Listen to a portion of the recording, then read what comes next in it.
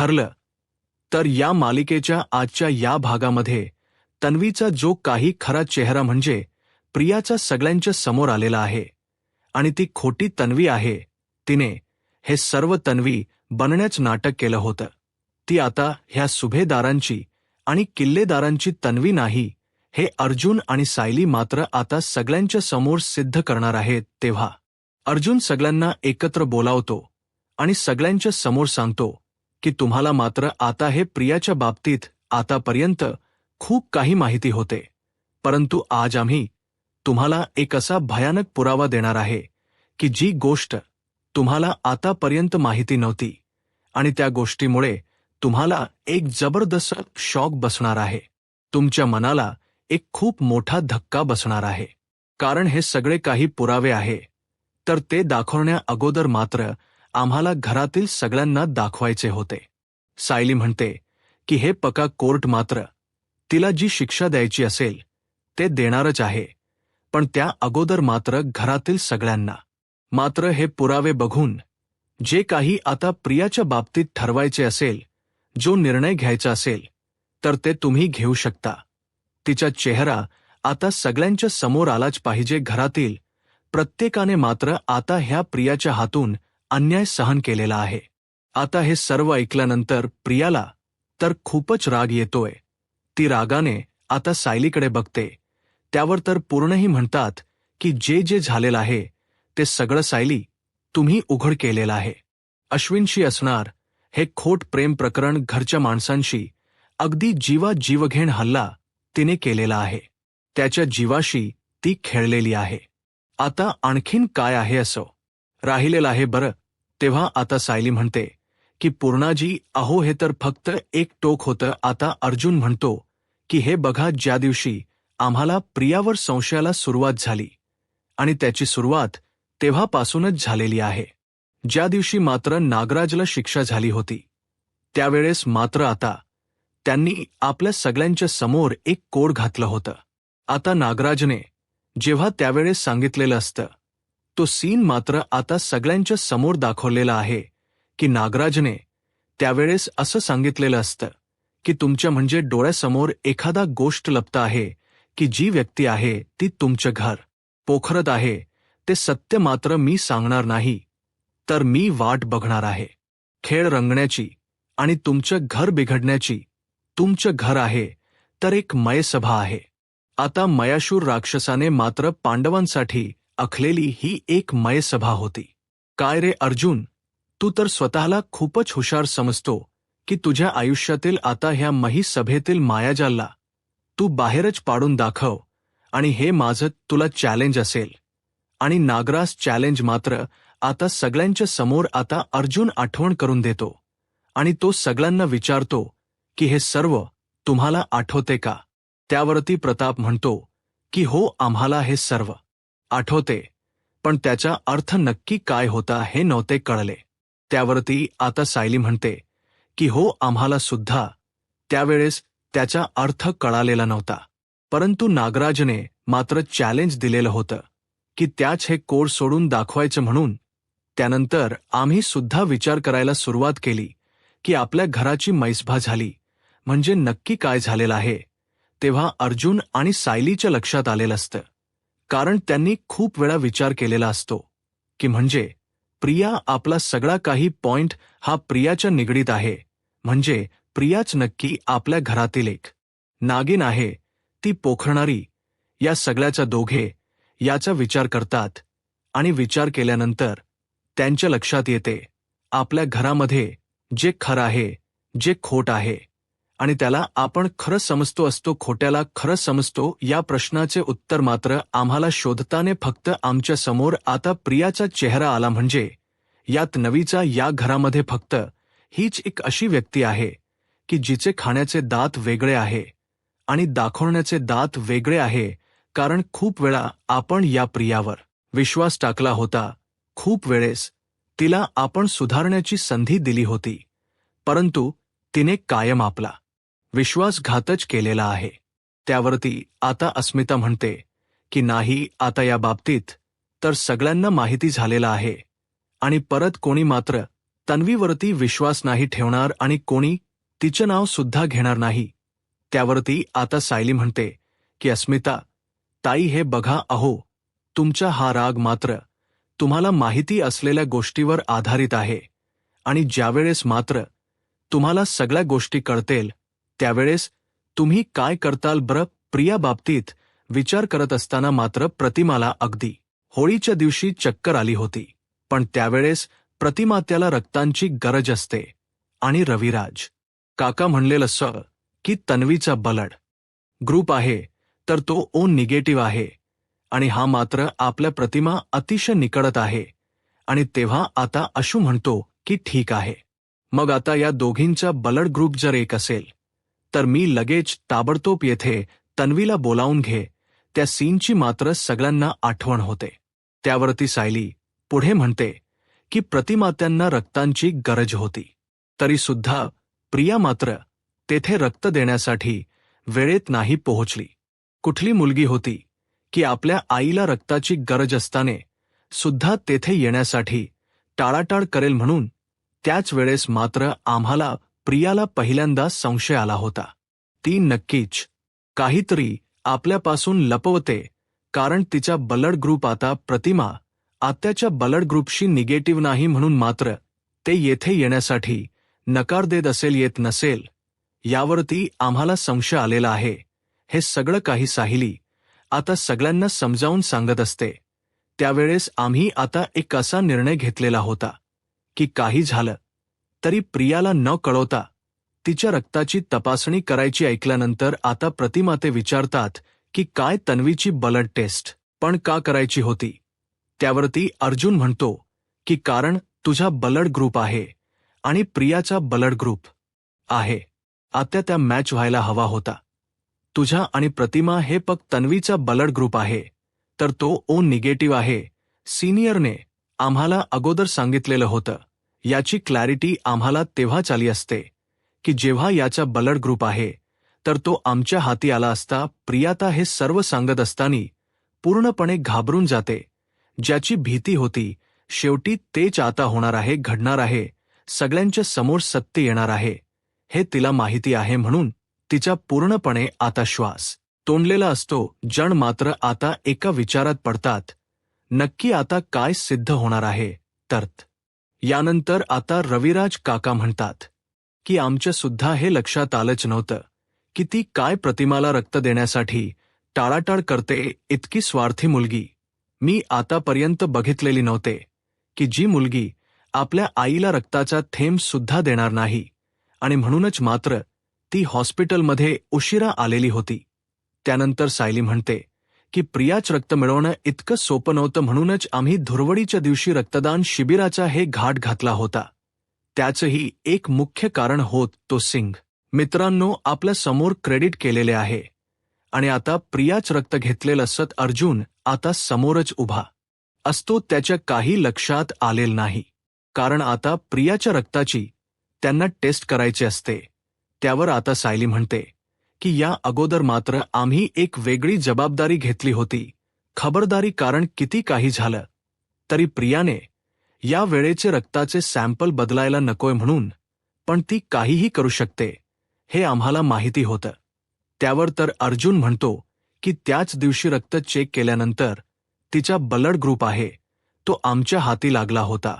आता हे सर्व ऐकल्यानंतर प्रिया तर डोळे बंदच करते आणि सगळ्यांना मात्र एक प्रकारचा आणखीनच धक्का बसतो. प्लीज प्रियाच्या ब्लड ग्रुपचे जे काही रिपोर्ट आहे तर ते सगळ्यांना दाखवले जातात. रविराज काका बघतात, पूर्ण याची बघतात सगळ्यांना. त्यामध्ये मात्र आता प्रियाचा ब्लड ग्रुप आहे तो वेगळा असल्याचे समजते. आणि हे सगळं काही बघितल्यानंतर प्रतिमा आत्या आणि रविराज काका यांना तर धक्काच बसतो.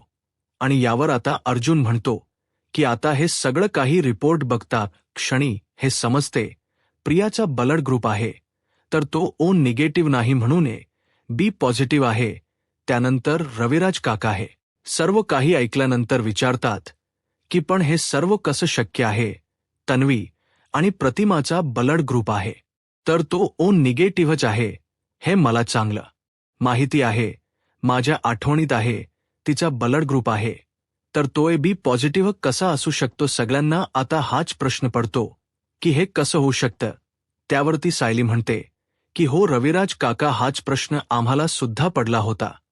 आणि मगच आम्हाला शंका यायला सुरुवात झाली की खरंच प्रिया तन्वी आहे की नाही. त्यावरती आता प्रताप म्हणतो की हे बघा, मागचे 3 वर्ष जेव्हा आता ही आपल्याकडे आली होती आणि ही तन्वी आहे सिद्ध झालं होतं, आणि त्याच वेळेस तिच्या सगळ्या तपासण्या सुद्धा झालेल्या होत्या. प्रियाला तर हा पॉइंट सापडतो. ती लगेच म्हणते की बाबा बरं झालं तुम्हीच आता हे सर्व बोलले, नाही तर मी यांना सांगून सांगून थकले होते. पण अर्जुन आणि सायलीने ठरवले आहे की मला खोट पाडण्यासाठी त्यांनी हा रिपोर्ट घेऊन आलेले आहेत. त्यावरती रविराज काका आता ह्या प्रियावर ओरडतात की तू काही मध्ये बोलली नाहीस तर ती बरं राहील, कारण तुझ्या एकाही शब्दावर आमचा विश्वास नाही. त्यामुळे तू शांतच रहा, मध्ये बोलूच नको. तर प्रिया लगेच आता तिची बोलती बंद करते. यावर आता सायली म्हणते, आम्हाला माहिती होतं की रविराज काका तुम्ही सगळ्या काही तपासण्या केलेल्या होत्या, म्हणूनच आता आम्ही सगळ्यांनी म्हणते या गोष्टीचा विचार सुद्धा केलेला होता. पण आता कुठलीही तपासणी होण्याअगोदर, या सगळ्या निष्कर्षापर्यंत पोहोचण्या अगोदर सगळ्या गोष्टीचा आम्हाला व्यवस्थित विचार करायचा होता. म्हणूनच मात्र आम्ही प्रियावर डोळ्यात तेल घालून लक्ष ठेवण्यास ठरवलं होतं. त्याच वेळेस आता हे सर्व काही शोधत असताना, तिच्या पाठलाग करत असताना माझ्या हे काही डोळ्यासमोर आले. सदा आणि मैनाकडे गेली होती. तो सुद्धा आता चित्र दाखवण्यात आलेला आहे. सायलीना जेव्हा तिचा पाठलाग केलेला होता, ती सदा आणि मैनाला पैसे देत असते. आता हे सर्व ऐकल्यानंतर अश्विन विचारतो की तन्वी सदा लोखंडे आणि मैना लोखंडे यांना भेटायला गेली होती का? पण का गेली होती? यावर आता कल्पना सुद्धा विचारते की आपण त्यांना घराच्या बाहेर काढल्यानंतर आपला आणि त्यांच्याचा काही संबंध तर नव्हताच. तन्वी तरी सुद्धा त्यांना पैसे का देत होती?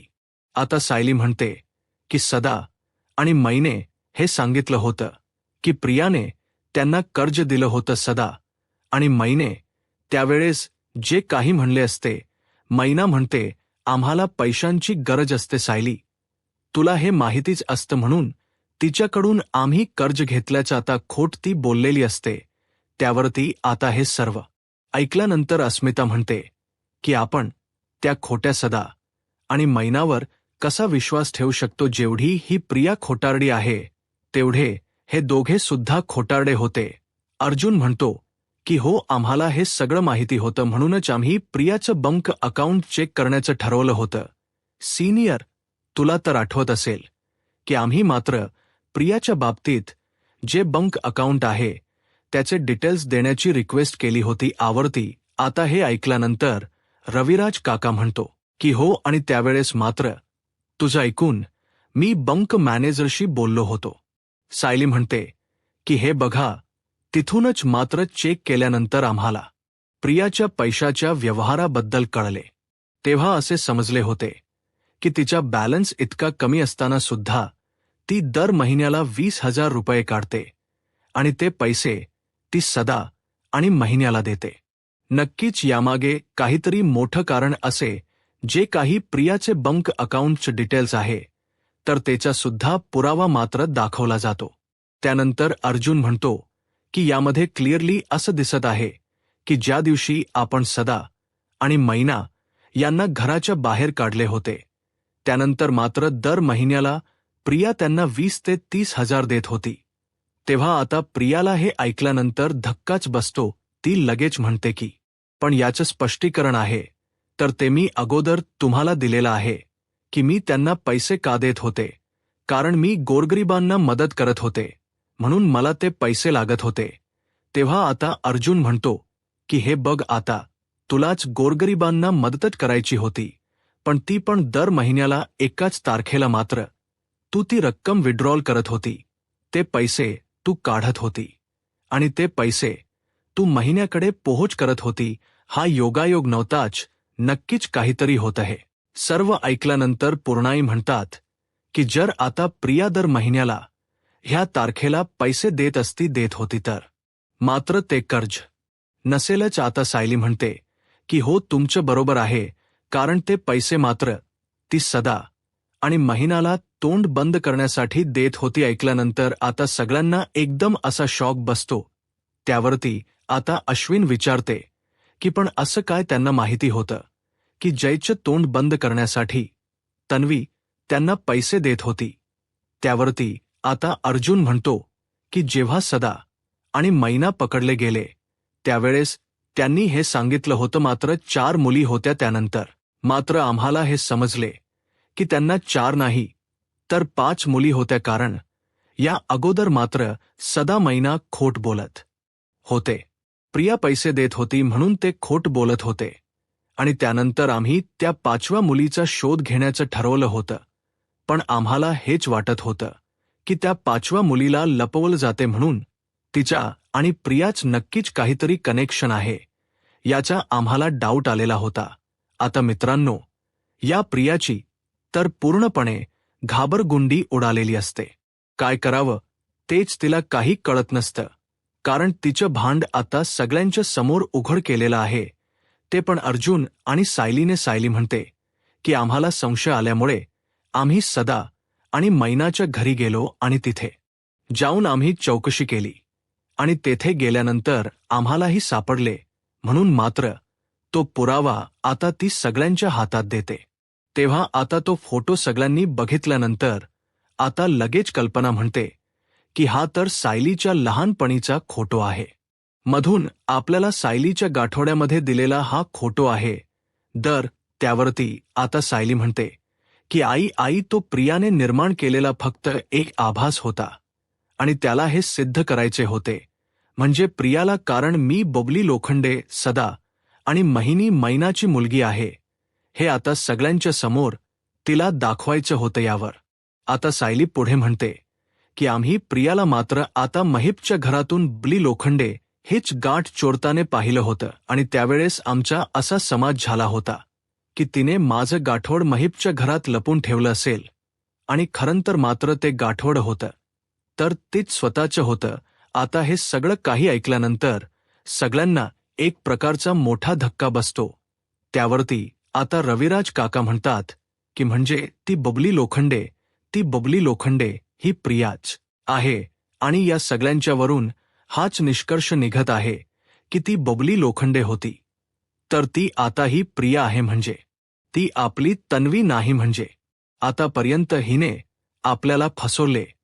तर त्यावरती अर्जुन म्हणतो की हो आम्ही सुद्धा ह्याच कन्फ्युजनमध्ये होतो.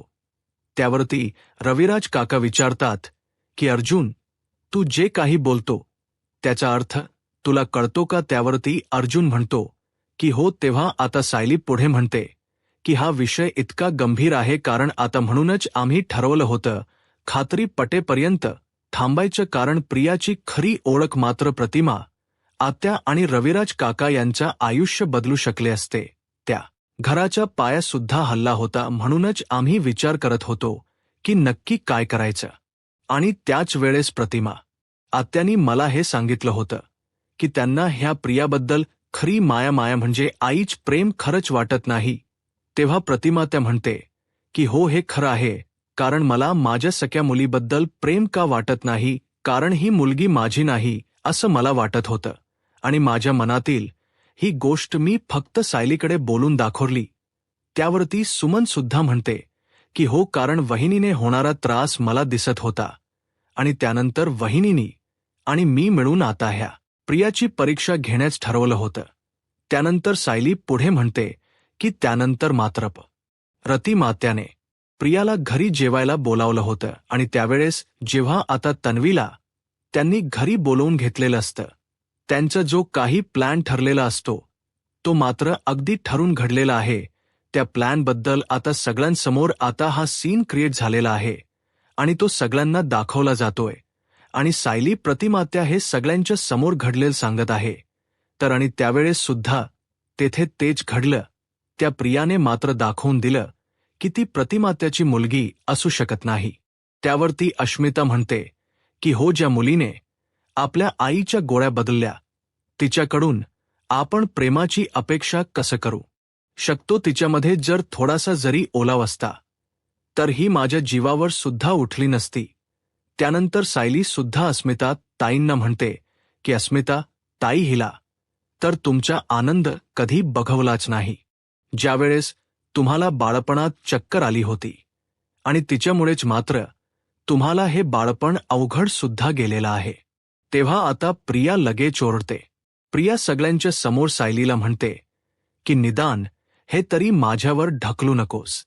हे बघ, तुम्ही साक्षी आणि सचिनबद्दल जे काही बोलत होता ते ऐकून तिला चक्कर आली होती.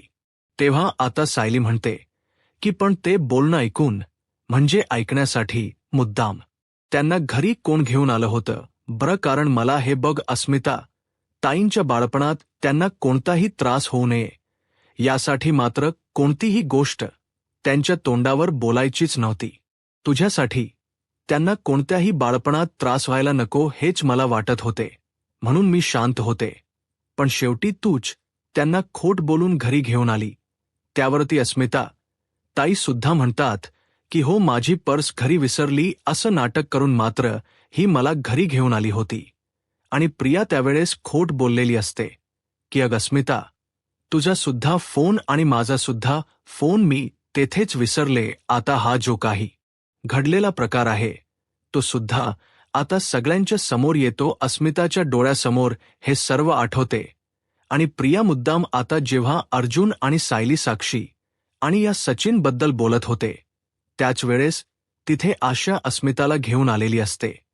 आणि हे सगळं काही ऐकल्यानंतर आता अस्मिताला एक जबर धक्का बसून तिला त्रास व्हायला सुरुवात झालेली असते. आणि त्या सगळं काही आता घडलेला प्रकार अस्मिताच्या समोर येतो.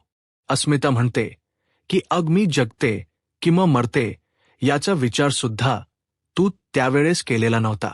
सगळ्यात जास्त म्हणजे तू माझा आणि माझ्या बाळाचा सुद्धा जीव घेण्याचा प्रयत्न केलेला आहेस. अस्मिताला खूपच राग येतो. अस्मिता सगळेच रागाने पुढे येते आणि ह्या प्रियाच्या कानामागे सणकणी ठेवून देते. अग हे बघ, तुला तर नरकात सुद्धा जागा मिळणार नाही. तुझ्यापेक्षा घाणीत वळवळणारे किडे बरे, परंतु त्यांच्यापेक्षाही घाणीने जास्त बरबडलेली आहे शी असे म्हणून अस्मिता इतकी भडकलेली असते आणि रागाने तिच्याकडे बघत आपल्या जागेवर येते. अस्मिताला खूपच मनस्ताप होत असतो. कल्पना तिला सावरते. त्यानंतर सायली म्हणते की अस्मिता ताई, प्रियाने मात्र कुठे कुठे कर्तृत्व गाजवलेलं आहे, हे मात्र हॉस्पिटलमध्ये जेव्हा तुम्ही होतात ना त्याच वेळेस आम्हाला सगळं काही कळालेलं आहे. कारण त्याच वेळेस तेथे आम्हाला श्री भेटला होता. प्रियाच्या लग्नाच्या अगोदरपैकी जे काही मित्र होते त्यापैकी हा एक होता सडीने. त्यावेळेस जे काही सांगितलेलं आहे तो सुद्धा प्रकार आता सगळ्यासमोर सायली आणि अर्जुन सांगतात.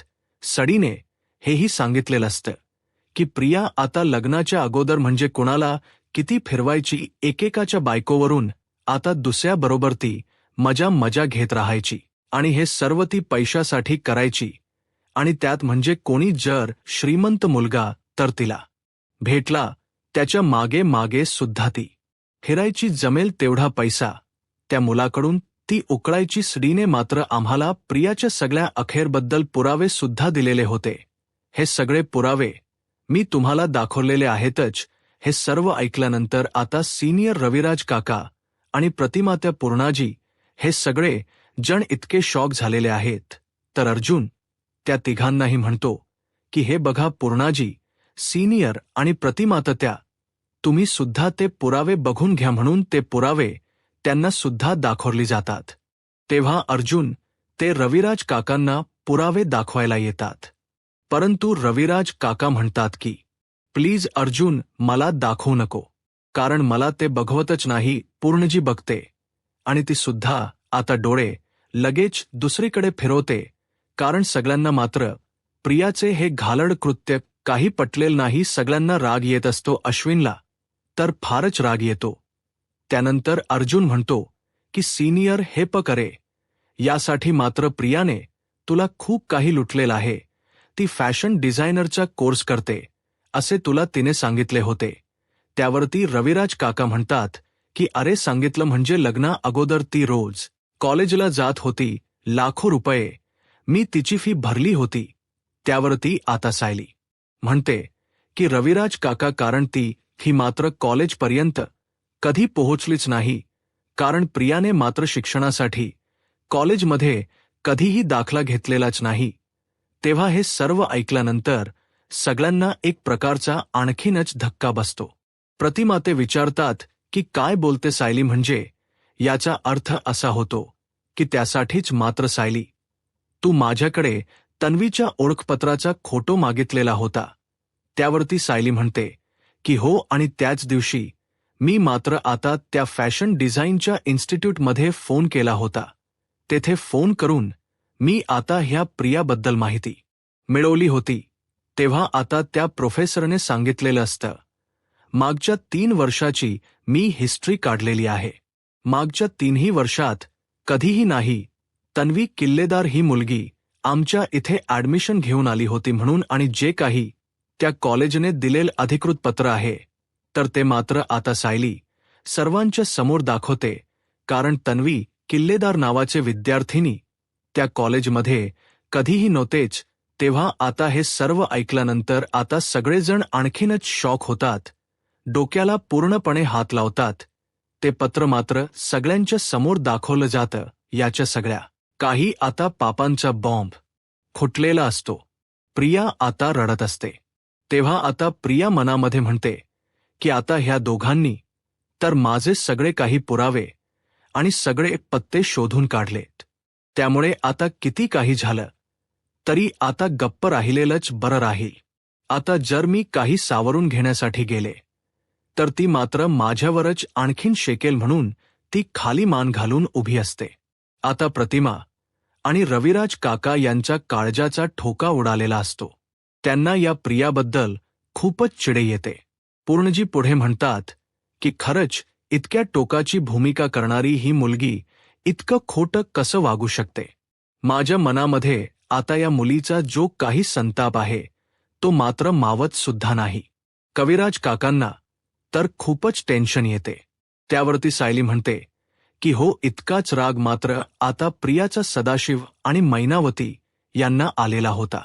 तिने मात्र त्यांना महिन्याचे पैसे देण्याचं बंद केलं होतं, आणि सदाशिव मैना यांच्याकडून मात्र हे सर्व आम्हाला कळू नये यासाठी त्यांना गायब सुद्धा केलं होतं. पण योगायोगाने मात्र आम्हाला त्यांचा पत्ता मिळालेला होता. जेव्हा आता सायलीने प्रियाचा फोन उचललेला असतो आणि त्यावेळेस मैना बोलत असते, परंतु तो नंबर मंजरी या नावाने सेव्ह असतो. हे सगळं काही सायलीला ओळखतो. तो आवाज होता तर तो मैनावती सारखाच होता, म्हणजे प्रियाने मैनावतीच नाव हे मंजरी असं सेव्ह केलेलं आहे. तर जे काही घडलेलं आहे ते सर्व सायली आता सगळ्यांच्या समोर सांगते. त्यानंतर अर्जुन म्हणतो की प्रियाने सदा आणि मैना या दोघांची काय अवस्था केलेली आहे तुम्ही त्यांच्या तोंडातूनच ऐकू शकता. तो सीन सुद्धा तुम्हाला मी दाखवतो असे बोलून अर्जुन लगेच आता सदाशिव आणि मैना यांना आत बोलावतो आणि दोघेही सगळ्यांच्या समोर येतात. तर प्रिया त्यांच्याकडे रागाने बघत असते. आता सदा मात्र त्या प्रियाकडे रागाने बघत म्हणतो की मैने हीच ती पोरगी आहे की जिने आपल्या पाठीमध्ये खंजीर खुपसला, आपल्याला मरणाच्या दारात सोडून प्रयत्न केला. त्यावरती प्रताप विचारतो की मरणाच्या दारात म्हणजे सदाशिव म्हणतो की हो. मैना म्हणते की अहो, एक नंबरची कैदशीन आहे ही तुमची प्रिया. अगोदर आमच्याशी गोडगड बोलली, आम्हाला फिरवलं आणि त्यानंतर मात्र एका अडगळीच्या खोलीमध्ये आम्हाला बंद करून तेथे बंद करून ठेवलं, आणि आता सायलीने प्लॅन करून सदा आणि महिना यांच्या समोर आता ह्या प्रियाचा खरा चेहरा आणलेला असतो. कारण प्रिया कशी काय वागते हे सगळं काही व्हिडिओ कॉलवर मात्र सदा आणि महिन्याचे डोळे उघडलेले असतात. तो सुद्धा सीन तुमच्या समोर दाखवला जात आहे. प्रिया त्यावेळेस असं बोलून गेलेलं असते की आता हे दोघे गेले तर बरं होईल, कारण माझी कटकट जाईल. घडलेला प्रकार सुद्धा आता सगळ्यांच्या समोर सांगितल्यानंतर सगळ्यांना धक्काच बसतो. आणि प्रिया किती खोटारडी आहे किती निष्ठी वागू शकते. याच सगळ्यांच्या समोर आता पुरावे येतात. मैना आता प्रियावर खूपच जोरात ओरडते. अब्रू किती जणांच्या तळतळात तू घेणार आहे. ते तुला आपलंच केलं. तुला अगदी तुझं कौतुक करून आता आम्ही सुद्धा तुझे झालोत, पण तू तर काय केलं आमच्या सोबत. तू तर आम्हाला संपवायला निघाली होतीस. त्यावरती सायली मैनाला म्हणते की हे बघा मैनाताई, शांत व्हा, तुम्ही आता सुखरूप आहात. तुमचं नशीब चांगलं, आमच्या वेळीच हे सर्व लक्षात आलंय की तुमच्या जीवाला धोका आहे, म्हणून त्यासाठीच मात्र आम्ही तुम्हाला एका वेगळ्या जागी हलवलं होतं. त्यावर अर्जुन सांगतो की प्रियापासून फक्त सदा आणि मैनाला धोका नव्हता, शांता मावशींना सुद्धा धोका होता. त्या प्रियाने मात्र संतोषला शांता मावशीवर लक्ष ठेवण्यासाठी पाठवलेलं होतं. शांता मावशीने त्यांचा नवरा खूप मारत होता म्हणून मी शांता मावशींना दुसऱ्या घरामध्ये शिफ्ट केलं होतं. कोर्टामध्ये जे काही सांगितलेलं होतं ते सर्व खोटं होतं. त्यांना शिफ्ट करण्याचं जे खरं कारण होतं ते मात्र प्रिया होती. त्यानंतर आता हे सर्व ऐकल्यानंतर पूर्णाजी विचारते की ती शांता म्हणजे जिचा मृतदेह अर्जुन तुझ्या गाडीमध्ये सापडला, तिच्या आणि तन्वीचा काय संबंध होता. त्यानंतर अर्जुन सांगतो की ते त्या शांता मावशींची ओळख आणि प्रियाची ओळख 22 वर्षांपूर्वीच झाली होती. शांता मावशींनीच मला आता वंदना जाधव यांच्याबद्दल सांगितलेलं होतं. प्रिया वंदना जाधव हे नाव तुला आठवतं का. आता मात्र प्रिया खोटं बोलते आणि सगळ्यांच्या समोर ती अर्जुनला म्हणते की कोण वंदना जाधव आहे, तू मला तिच्याबद्दल का विचारतोस. तेव्हा अर्जुन रागानेच म्हणतो की जिचं तू खूप मोठं नुकसान केलेलं आहे, ती वंदना जाधव, तिचा आज सुद्धा तुझ्यावर तितकाच राग आहे. शांता मावशीने हे सगळं काही आम्हाला सांगितलेलं होतं आणि त्यानंतर आम्ही वंदना जाधव हिला शोधायला सुरुवात केली होती. तेव्हा आम्ही हे पोलिसांना शोधण्यासाठी सांगितले. त्यावेळेस मात्र पोलिसांनी आम्हाला वंदना जाधव यांचा पत्ता आणि फोन नंबर दिलेला होता.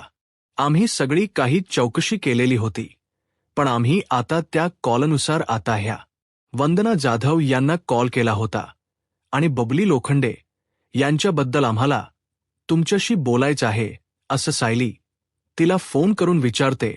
त्यावेळेस मात्र ती वंदना जाधव म्हणले ते असते की ठीक आहे, तुम्ही लवकरात लवकर मला भेटा आणि त्या बबलीबद्दल मला जे काही माहिती आहे मी लवकरात लवकर तुम्हाला ते सर्व काही सांगेल. त्यावेळेस हे सर्व घडलेला प्रकार आहे सायली आणि अर्जुन सगळ्यांच्या समोर पुन्हा एकदा सांगतात त्या वंदना ताईंना सुद्धा. आता अर्जुन येथे आणलेलं असतं आणि तो वंदना ताईंना सुद्धा आवाज देऊन आतमध्ये बोलावतो. तेव्हा आता वंदनाला बघून तर प्रियाची बोलतीच बंद होते. चंदना जेव्हा आत येते तर डायरेक्ट ती प्रियाच्या समोर येते आणि सगळ्यांच्या समोर तिच्या एक सणकणी कानामागे ठेवून देते. तेव्हा आता प्रिया ओरडते आणि म्हणते की याला काय अर्थ आहे, रस्त्यावरची कोणतीही बाई येथे येते आणि माझ्या कानामागे ठेवून देते. कोण आहे ही बाई, मी तिला नाही ओळखत. त्यावरती आता वंदना जाधव म्हणते मी सोहम जाधव यांची आई आहे आणि हे बघ, हा तो सोहम जाधव आहे की ज्याला तू अगदी लहानपणीच आयुष्यभर पांगळ केलं होतं. आता हे सर्व ऐकल्यानंतर सगळेजण आणखीनच शॉक होतात. म्हणजे प्रिया काय काय करू शकते. प्रियाने आत्तापर्यंत काय काय पाप केलेली आहेत या सगळ्याचे पुरावे मात्र अर्जुन आणि सायलीने सगळ्यांच्या समोर दाखवलेले असतात आणि त्यात म्हणजे आता एका लहान मुलाच्या जीवाशी सुद्धा ही प्रिया खेळलेली आहे. हा सुद्धा एक आता भयानक पुरावा म्हणजे त्याची आई ही वंदना जाधव समोर येऊन सगळ्यांच्या समोर आता सगळ्यांना दाखवून देते. प्रियाची आता बोलतीच बंद होते. नक्की काय बोलाव हेच तिला काही कळत नसतं आणि शेवटी मित्रांनो हा भाग येथे संपतो. पुढील भागामध्ये आता सगळ्यांच्या समोर मात्र वंदना जाधव हे खोटी आहे, याच्याकडे पुरावे नाही आणि ही माझ्याबरोबर आरोप करत आहे, खोट बोलते असं मात्र आता सगळ्यांच्या समोर सांगत असते. तेव्हा आता सायली म्हणते की हो तो पुरावा आहे ना, कारण आजही तुझ्या डाव्या खांद्यावर जी काही तुझी भाजलेली खून आहे त्या दिवशी मात्र ती खून आम्ही बघितली होती आणि त्याच वेळेस मात्र आमची पूर्णपणे खात्री पटली होती. सगळ्यांच्या आयुष्यामध्ये प्रिया बनून आलेली ही मुलगी मात्र आमच्या घरामध्ये, आपल्या घरामध्ये तन्वी किल्लेदार बनून राहणारी ही मुलगी खरं तर सदाशिव आणि मैना लोखंडेच्या घरामध्ये जन्माला आलेली बबली लोखंडे आहे. हे ऐकल्यानंतर आता सगळ्यांना आणखीन धक्का बसतो. कारण ही तन्वी नाही, हे आता सायली आणि अर्जुने पुरावे देऊन सिद्ध केलेले आहेत. आणि सगळ्यांच्या समोर ते मैनावती आणि सध्या लोखंडाची बबली ही मुलगी आहे असं सांगितले जाते. सगळेजण पूर्णपणे शॉक होतात. ती माते आणि रविराज काका यांना एक खूप मोठा धक्का बसतो. यूट्यूब चॅनलला सबस्क्राईब करा आणि व्हिडिओ लाईक करा. धन्यवाद.